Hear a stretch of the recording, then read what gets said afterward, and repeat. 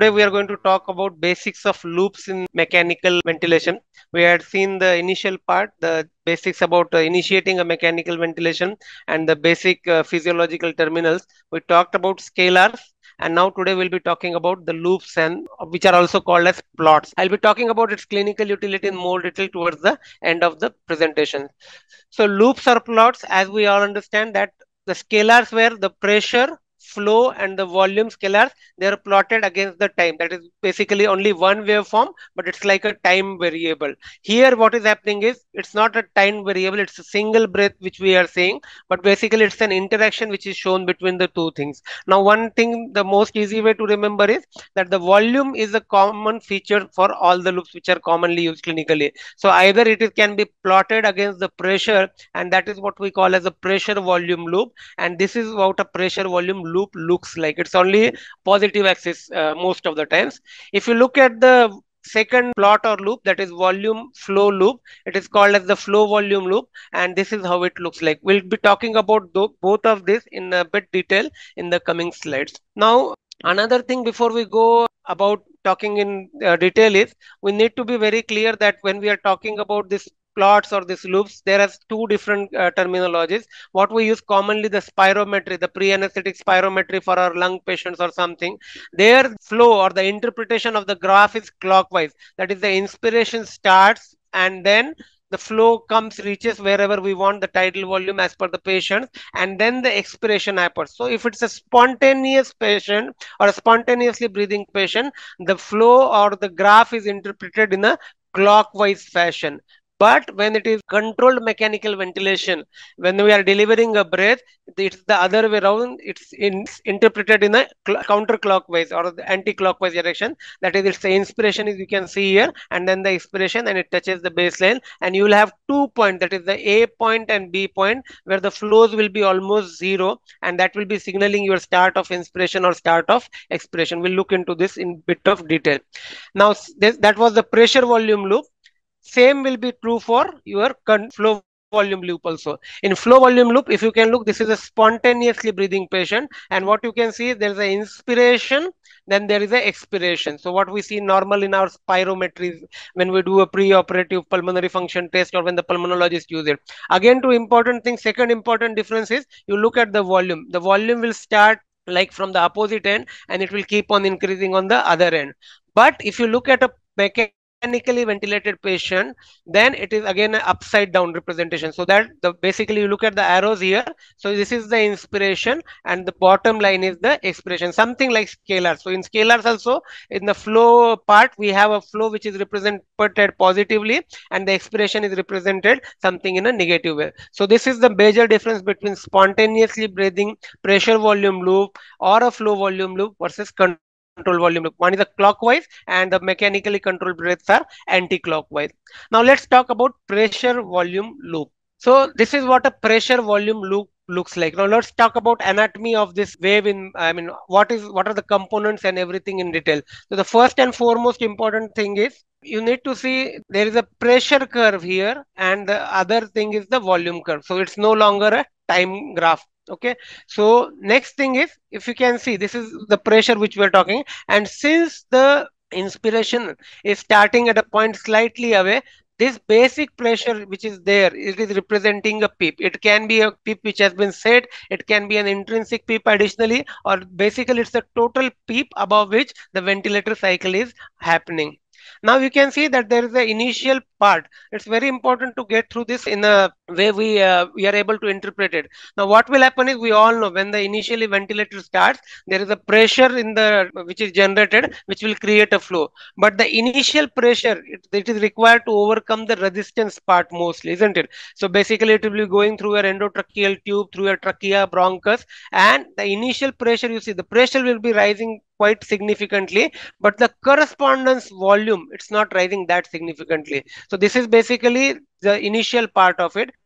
And then you can see there's a slight change in the shape of the curve. There's sort of a point from where the pressure is not increasing, but your volume is sort of increasing steadily. So this is the point where once the alveolar recruitment has started place, now it is almost like a linear shaped curve, so that for every given pressure your volume is increasing. So this is becomes very important for us to understand. So this is basically an area where we will say that we have an optimal compliance. We want our lungs to behave or to be in this particular part of thing. We all know that lungs have many different zones, and the alveoli, some of them will be in a healthy state, some of them will be diseased state, all of them will not behave in the same fashion. But our expectation is that this is what where our lungs should be ventilated, that within the given period of time. Now again, if you see, what is happening is this is a volume graph and this is a pressure graph, just to remind again. Now if you see here, the pressure is increasing again significantly. There is no significant change in the volume which is happening for that given pressure. So that is basically like we are giving a pressure, but the volume is not happening, and this is something what we call as a alveolar overdistension or beaking. We'll see it in more detail, but this is something we want to avoid on our graph. So this is basically a wasted pressure and might be a possibility of having a what do you call barotrauma or similar to them. Now we all have heard about the inflection point terminology, the lower inflection point and the upper inflection point. So basically, if you can look at this, lower inflection point is nothing but it's a minimum pressure required for alveolar recruitment. So you can see here it's a minimum pressure which is required for alveolar recruitment. So this is the point where your alveoli will start opening up, and after this your compliance will start going up. We have already seen the beaking and over distension. Now the top of this point, like whatever volume we have achieved for that given pressure, this volume will correspond to the tidal volume, and this pressure which is there at the end is corresponding to the peak airway pressure. So this is basically tidal volume and peak airway pressure. Now you see, once the expiration starts, it's again the same process. Your pressure starts falling significantly, and then suddenly you will see your volume also started to come down significantly. The point at which this occurs is basically a upper inflection point, and this is a pressure at which there is a regional over distension. So if you give more than this thing, so we'll talk about the utility of lower and upper inflection point in more detail. So we talked about that it's a pressure, it's a point airway pressure at which the resistance of airways always overcome. In situation where the airway resistance is very high, this point automatically, if you can see this point, if you have a high resistance, if I have a tube which has been used for a smaller size tube, there is a significant bronchospasm, my lower inflection point will get shifted to the right side. But resistance, or basically we say that it's not only for the initial part, as long as the flow is occurring, it is during inspiration and expiration, there will be some amount of resistance. So the better way to define a lower inflection point is something which is representing the critical opening pressure of the alveoli. So we want to keep our PEEP something above it, so that our alveoli doesn't get collapsed again during the expiration part of it. But then the question is, should a lower inflection point be useful in setting the PEEP, at least in ARDS cases? Now, there are certain controversies to it. We all know that de-recruitment occurs during the, or basically the alveoli starts collapsing during the expiration part, isn't it? So then why we are using an inspiratory limb curve for expiration? So this is one controversy which is there. And secondly, it has been found that lower inflection point, like this diagram is sort of a very ideal diagram. So here I am able to probably pinpoint one clear area that this is a lower inflection point, but this will not always be true, and then the estimation of lower inflection point will vary significantly, and at studies has found as almost as somewhere in the range of 5 to 10 centimeters of water, and for a PEEP to have that difference of 5 to 10 centimeters of water at times is quite significant. So probably they say it is helpful, or probably it is not that helpful. So the studies are pretty controversial around it, and it was a common approach in 1980s, 1990s. There are a lot of paper also, but now again it has come under significant amount of scrutiny. Now let's talk about upper inflection point. We all know that it's a feature of expiratory limb. Basically, it represents the elastic recoil of the lung tissue and the chest wall. That is, we all know, once the expiration starts, your lung and your chest wall will have a natural tendency to squeeze out the air. So somewhere the re-recruitment begins as the alveoli starts emptying. We are very clear about this, but we don't know at which stage it is happening. So probably it might be again the same picture, that de-recruitment occurs throughout the expiratory phase. So this rapid drop in pressure at the beginning of this curve corresponds to the deflation of the most hyperinflated lung unit. So this is something like we'll have a normal alveoli, we'll have some sort of a hyperinflated alveoli, and as soon as your expiratory valve is open, this hyperinflated alveoli will be something which will be giving away the pressure and volume at the earliest stage, and that will represent this rapid drop in the pressure, isn't it? So now the question is, should we set the PEEP here because the de-recruitment has started here, or should we set a PEEP at lower inflection point? Now there are studies which say that probably the PEEP should be set in between lower and upper inflection point, somewhere in between, and also simultaneously looking at the other targets like your oxygenation target, your stress index, and so it should be a combination of multiple things. Now let's see what we all can see from a pressure volume loop. Now we all know that this is a machine triggered breath. You can all see it's inspiration and then there is an expiration. This line which is there, it's almost a simple linear line, and this represents your static compliance, and we want it to be as much as straight as possible for a normal lung. Now you see there is no triggering breath, but what is happening is when there is a patient trigger breath, there will be some amount of negative pressure. This is a natural thing. When we trigger a breath, there will be some amount of naturally a negative pressure breath. So this you can see as a patient trigger breath, which we can see as the triggering in a flow volume loop, which is more easy to identify as compared to a scalar. Now, second thing is spontaneous mode. We have already talked about that it is basically an clockwise direction. But what I wanted to emphasize here is, suppose you are keeping a patient on a NIV mode or a pressure support mode or a CPAP mode, you will be applying some amount of PEEP. So basically the curve will shift to the right side, but the inspiration and expiration will occur still in the same way. So this is again very easy to identify and apply in your day-to-day practice. Now, how does a pressure volume loop looks in a volume control mode and a pressure control mode? Now you can see it looks pretty much same. So if we will have to look slightly into more details, I mean more minute observation will be required. We all know that in volume control ventilation, what will happen is your flow is pretty much like it's varying according to the, I mean the flow is fixed and the pressure will be varying according to whatever your lung compliance is there. But in the pressure control mode, we all know that the pressure is finalized, that pressure is fixed and you don't need to change it. Your flows are something which will adjust accordingly and the initial part will be very steep. So what the major difference here is, what we can see in the pressure volume loop, again the same thing, I have just kept it. The initial, this is a pressure and this is the volume. The initial part, because it has been shifted to right side, so this part is representing the PEEP pressure, whatever is there, whether it is a set pressure, whether it's a total pressure, and also a combination of intrinsic pressure. We have all seen that this is a trigger, and some of which is due to airway resistance, and some of this is due to the collapsed alveoli at the start. Now this is the flat part, because this is a pressure control mode. Your pressure is pretty much fixed. You can see from this particular diagram that if it's a pressure control, your pressure waves are going to be a square wave and your flows are something which are going to vary depending upon the patient. So this flat upright portion of the loop represents the time of decelerating pore. This is an initial part, that is your lungs and alveoli started to expand. Now this is sort of a decelerating flow which is trying to achieve your given tidal volume, and your mean airway pressure will be increased.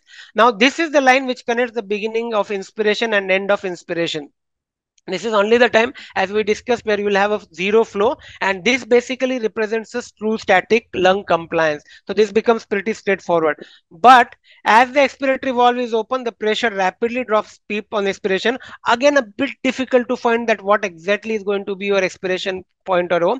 And then we have seen that there is a pressure patient triggering.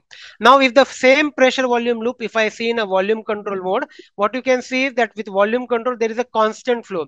So probably there will be more chances to develop a lower inflection point or a upper inflection point to be there. And because there is a constant inspiratory curve also there, so it can be more easily useful for finding out the compliance. If I have a flow which is changing, like in pressure control, I might be finding it slightly difficult to find the compliance of the lung. But if it's a volume control ventilation where there is a constant flow, I might find it more easy to find the lung compliance. Now, we all understand lung compliance is basically how much of volume can be generated for a given breath. If I have a good lung compliance, even for a 1 centimeter of water, I might be generating 50 ml of change in my lung volume. But if I have a ARDS or a bad lung, I might not be even generating 10 ml or so. So what will happen is, you can see, I might need more and more pressure to deliver the same volume. So if you can see here, the volume are same in all these three graphs. Okay, but the pressure required for these three graphs are significantly different. So here I am requiring very less amount of pressure. You can see this is the peak airway pressure, this is the second peak airway pressure, and this is the third peak airway pressure. So airway pressures are increasing, but my volumes are pretty much same. That implies that this is a bad lung with a bad compliance. So what it is easy to graphically say is, when your lung pressure volume leap is appearing more like sleeping on its side or lying down position, it implies a bad lung or a bad compliant lung. And when it is more upright in a more vertical position, it probably implies that you have a good compliance in the lung. So this becomes important. So basically, as simple as that, your lung compliance is decreased, your pressure volume loop will start appearing going down. And if your lung compliance is increased, sometimes you will have it in COPD, emphysematous patient, your curve will shift to the left, it will appear more straight. Now what will happen in the pressure control ventilation? Because in pressure control we are keeping the pressure fixed, what is going to change is the volume. So what you can see is, there are three curves. The pressure is same because it's a pressure control ventilation, but your volume starts coming down. If you have a very good compliant or a over compliant lung, you will have a very high volume for the same thing. Then it will come down, and it will start coming down as much as your pressure starts dropping out. So this is how a difference between a volume control and pressure. So basically same lungs, but two different mode of ventilation. So volume control and pressure control. So you will be able to see compliance in both the way. You will be able to calculate compliance more better in a volume control mode with a pressure volume loop. Now, second thing is resistance. We talked about compliance so far, that how my lung is, but there is also a component of resistance. So what will happen is, if I have to take, say there is a small endotracheal tube, there is a patient who is biting, there is a mucus club, I'll require more pressure to generate the same amount of tidal volume. And if there is an expiratory resistance, my curve will again, it will take more time to come down, and the pressure will fall gradually down. Say bronchospasm is there, secretion is there. So what will happen is that there will be increased amount of hysteresis, or basically there will be widening of the curve. In compliance, the curve will shift the position. Your curve might not be widened, it will simply be shifting the curve. And in your resistance, basically the shape of the curve will increase. And many times, as we see, it's basically both the things which are there together. There will be some amount of increased resistance, some amount of decreased compliance. So you might see both the things happening in a given patient. What is hysteresis? Hysteresis is basically, see, what we expect is, like, this has been the inspiration, and ideally this should be the same way the expiration should be there. But you see, there is a slight difference between inspiration and expiration because of different ways how the lung inflates and deflates. So this gap in between is called as hysteresis. This hysteresis will increase when there is increased amount of resistance. Again, change in airway resistance, you can see it's an expiratory resistance. This should have been a normal one. You can see there is a widening on the expiratory side, and you can see basically it's a kinked or bitten endotracheal tube. Inspiration as well as expiration, both sides the curve will widen out. Now, assessing the recruitment using pressure volume curve. Again, normal lung, the pressure volume curve is linear. We all said that it's a linear curve, and the inflection and deflection curves are separated as small area of hysteresis. The compliance should remain constant, that is in the linear part of it. But when the ARDS starts, even in the early ARDS, the shape may start differing, and the inflation and deflation limbs will demonstrate a change in the slope. So what is the impliance or the implication of this thing? That the respiratory system compliance varies at different level of pressure. We all know that. And hysteresis is greater than in normal lung patients due to recruitment occurring during inflation and de-recruitment occurring during inflation. What I want to say when I say what do you mean by recruitment? So what I mean to say is, we can, now we were looking at the whole curve together. Now what we are doing is, we are trying to look at the convexity and concavity of the lung. Last time we had discussed about the stress index. So what it is simply income is that if I have a upward facing concavity, I have still a potential for lung recruitment. If I have a downward facing concavity, my lungs are probably not going to get more expanded. So less the amount of hysteresis, the more and more the chances are that there will be less amount of expansion potential. But if it's a concavity which is there upward, I still might have a potential that my some of the lung areas are not aerated and I can do a recruitment. We have all seen about beaking. It is called as a duck bill or beaking. Basically, it looks like a penguin. So basically, this is an extra pressure, but no volume is generated, and this is something which should be avoided, and this can be easily identified on the pressure volume loop, isn't it? Now, beaking generally doesn't occur with a pressure control ventilation. That is one of the advantage. But what will happen is your flow, your volumes will keep on going up and down. So that is something we need to be very clear about. Now, one more important thing is, like we saw about the triggering, we saw about elastance or the compliance, we talked about resistance. Now, another important aspect is work of breathing also can be estimated from a pressure volume loop. So you can see that basically there are two types of work, that is overcoming the resistive work and the elastic work, that is the lung structure and everything. So whatever the expiratory part is, that this is basically for the FRC and everything, the natural forces. So it will be elastic work, and for the resistive work, you will have resistance during the inspiration and resistance during the expiratory work. So this both of them combined together will give us a work of breathing. So if you are setting a PEEP or a eye PEEP or a extrinsic PEEP, and if you are also having a significant widened curve or something, you will see that your work of breathing is increasing. See, basically this is an again intrinsic work, and this is basically, and what happens is this work will again go up because you are having some amount of dynamic hyperinflation because of intrinsic PEEP which is developing in this patient. Another important usefulness is to see the leak. We saw it in on volume control scalar, that the volume scalar goes up, but it suddenly comes down and there is a gap in there. Same happens here also. Your inspiration is there, but the circuit, the flow doesn't reach zero. And this loss in the volume basically indicates that there is some amount of leak in the circuit. This is more easily appreciable as compared to a scalar. Now, dysynchrony, this is also something which you will be able to identify. We have seen so far many ideal ways, isn't it? But many a time our patients will show this type of loop, and then we'll are like, what is happening to this patient? So basically, there are various type of dysynchronies which are happening. There can be a flow starvation. The patient is trying to initiate an inspiration. The patient is trying to exhale against a closed wall. Basically, you see that there is an inspiration still which is happening, but the patient is trying to exhale. So that is giving some sort of a peaking sort of thing. And then again, you will have an inadequate sensitive trigger forces the patient to work hard, generating a large amount of negative pressure. Now, it should have been a small breath, but if it is generating a large amount of breath, you can say your pressure is probably not very nicely done and you need to do it again. So this is something useful for finding it out. Now, coming to the second part, that is the flow volume loop. Flow volume loop is a very small part. I'll be covering it in a rapid way. Again, we have seen that the anatomy is basically, it's like a scalar only. So scalar, we used to have like a positive wave, and this wave used to go down. Here we are having the flow, and the flow is coming and reaching back here, and then you have this volume which is being represented here. You can see the inspiration is starting here, and then you have an expiration which is coming there, and this is basically representing your peak flow, and this is representing your peak expiratory flow rate coming down. So this is what a normal flow volume loop looks like a peak inspiratory flow rate. This is my peak inspiratory flow rate. This is corresponding to my peak expiratory flow rate.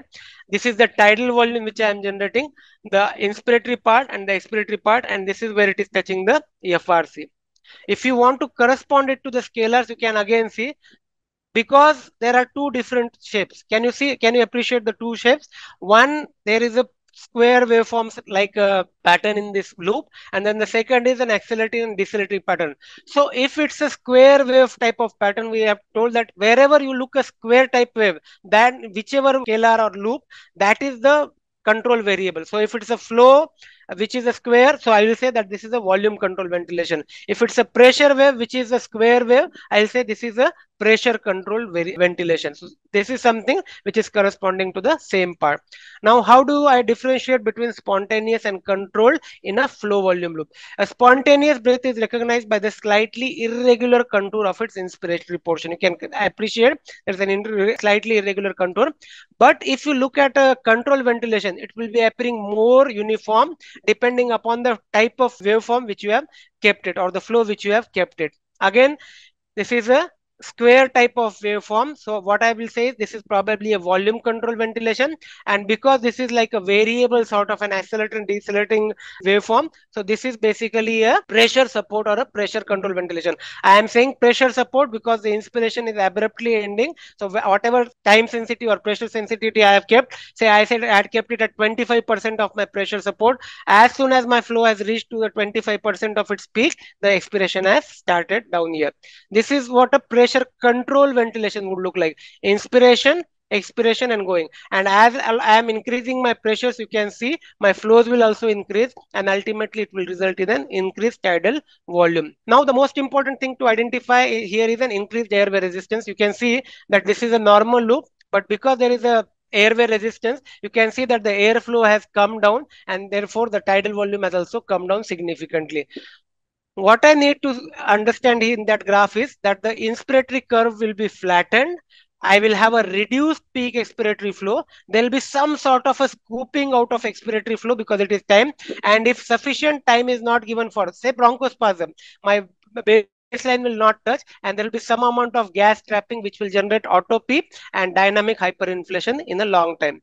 So this is an obstructive airway. This is both of them. You can see some sort of scooping out is there. You are seeing that the peak expiratory flow has come down, but probably here there is still some amount of time before it is reaching expiration. Here the expiratory time is less, more severe bronchospasm may be, and it is not touching the baseline. That means there is some amount of auto peep which is happening here. Again, if I have given a bronchodilator, this was my initial flow, and once my bronchodilator has been there, because the resistance has come down, my air flows has increased nicely. But this is again in a spontaneously breathing patient, because this is an expiration and inspiration. In a mechanically ventilated patient, you will see it in a upside down fashion, something like that, isn't it? Now, restrictive lung disease, again, you'll have pretty much normal inspiration, expiration, but your tidal volume is going to come down. So you'll see that the pattern flow is pretty much the same, but your tidal volume has come down. And if there is an additionally decreased compliance, your tidal volume has come down, but also there are high flows because you are needing more amount of pressure, and this is still generating, despite such a high in respiratory flow and expiration, you are generating a very less amount of tidal volume. Very commonly, it can be seen in, say, ARDS. You'll have a very high flow, but it is not generating a sufficient amount of tidal volume for the patient. Air leak, we have seen it in the pressure volume graph that it is not touching baseline. Here also what is happening is it is coming back, but this amount of air, it is leak here is very easy to identify. Airway secretions, which is something we have seen in the scalars also, you will be able to appreciate it. Asynchrony, which we have seen in the pressure volume loop, it can be during the inhalation part, it can be during the exhalation part, so it will be again easy to identify. Now coming to the last part, that is what is the utility of this thing. We have talked about it in the starting. It's a easy way to look at the compliance, like you just look at the graph, whether it is shifting down, standing straight. Then it is probably useful for finding the best PEEP for keeping lungs open and recruited. It is debatable. We'll come to that part again. Definitely useful for avoiding the over distension. We have seen the beaking phenomenon. We will be able to estimate the work of breathing. We'll be able to decide that how much support my patient needs still. And of course, estimating the degree of airway obstruction and its response, the bronchodilator therapy, which we're looking about. Flow volume loops, again, the peak inspiratory flow, expiratory flow, tidal volume, air leak, which we can see, and of course, the resistance, which we'll be able to see. Now, as we were talking to sir also sometime back before the start of seminar, the flow volume loops in certain studies have been shown that it is able to be a good disease of severity marker. And even before the symptoms appear, like it becomes very frank, it might be useful to see that there are changes which are happening in your flow volume loop, especially in relation to airway resistance. If you are developing a bronchospasm, you might be able to pick it early in the stage in flow volume loop. Pressure volume loop, the most important thing which was studied was whether can this be used to set the PEEP. So this is one of the article which was like 1998, and this is one of the landmark articles where they said that probably this can be used to identify the lower and upper inflection points, and then can be used. But then in subsequent studies, they found that despite all this enthusiasm about use and everything, it probably varies from patient to patient, and it is difficult to identify the upper and lower inflection point because of the lung heterogeneity, the graph and everything, and there might be a lot of inter-observer variability. And keeping this P plateau around this upper inflection point for majority of the patient in ARDS doesn't guarantee against lung over distension. So while it is useful, probably as a standalone point, it will not be useful. So you'll have to look into your scalars, you'll have to look into your clinical sign, you'll have to look into your numbers on the ventilators, you'll have to look into oxygenation target, and probably all combined together might still be a useful point. Again, for inflection, you will need sedation, often paralysis, if you have to exactly identify the heterogeneity of the lung. We all know in ARDS there is a baby lung concept. Some are very hyperinflatable lungs, some are like not at all recruitable, and this is difficult to generate and clear cut upper and lower inflection points. Some trials have shown reduction in mortality but better oxygenation, but not conclusive. This is a very nice article in 2003 American Clinics, and it's a free article. What they say, it is nicely talked about pros and cons of a pressure volume loop in management of ARDS. Again, the same thing. So probably a lot of intensivists don't find them as having additional use in day-to-day clinical practice. So because of inconsistent agreement on the inflection point, the heterogeneous lung pathology.